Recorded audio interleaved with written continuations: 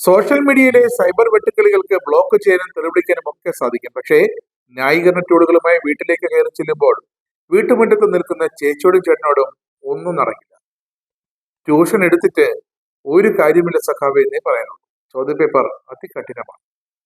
ഗൃഹസമ്പർക്കത്തിന് ഇറങ്ങുന്ന സഖാക്കൾക്ക് പാർട്ടിയുടെ കർശന നിർദ്ദേശം ഇതാണ്: തർക്കിക്കരുത്, ഇടയ്ക്ക് കയറി സംസാരിക്കരുത്, ക്ഷമയോടെ കേൾക്കണം. ഇതാണ് ട്യൂഷൻ. മറുപടി പറയാൻ ഒന്നുമില്ല എന്നാണ് അണികൾ തിരിച്ചു പറയുന്നത്.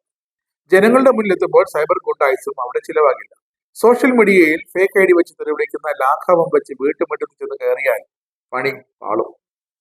ശബരിമല സ്വർണ്ണക്കൊള്ളയിൽ സ്വർണം കെട്ടതാരപ്പ എന്ന് വീട്ടുകാർ ചോദിച്ചാൽ ഉത്തരം നിശബ്ദതയാണ്. വെള്ളക്കരവും കറണ്ട് ബില്ലും ഭൂനികുതിയും കെട്ടുനികുതിയും കൂട്ടി നടുപിടിച്ചത് എന്തിന്? അതിനുത്തരം ഒരു ചെറുപുഞ്ചിരി. പാവങ്ങളുടെ പെൻഷൻ മുടക്കിയിട്ട് എന്ത് വികസനമാണ് നിങ്ങൾ ഇടതുകാർ കൊണ്ടുവന്നത്? ആലോചിച്ച് പറയാം. അതാണ് മറുപടി. വോട്ട് കിട്ടാൻ വേണ്ടി കേരളത്തിൽ വർഗീയ വിഷം ചീറ്റിയത് ആരാണ്? അവർക്കെതിരെ നടപടിയെടുക്കാത്തത് എന്തുകൊണ്ടെന്ന് വീട്ടുകാർ ചോദിച്ചാൽ തലകുനിച്ചു നിൽക്കും. ഉചിതമായ സമയത്ത് പത്മകുമാറിന്റെ കാര്യത്തിൽ നടപടിയെടുക്കുമെന്ന് പറയാൻ പഠിപ്പിച്ചു വിട്ടു. പക്ഷേ തെരഞ്ഞെടുപ്പ് കഴിയട്ടെ, ഞങ്ങളൊന്ന് ജയിച്ചു വരട്ടെ എന്ന് മറുപടി.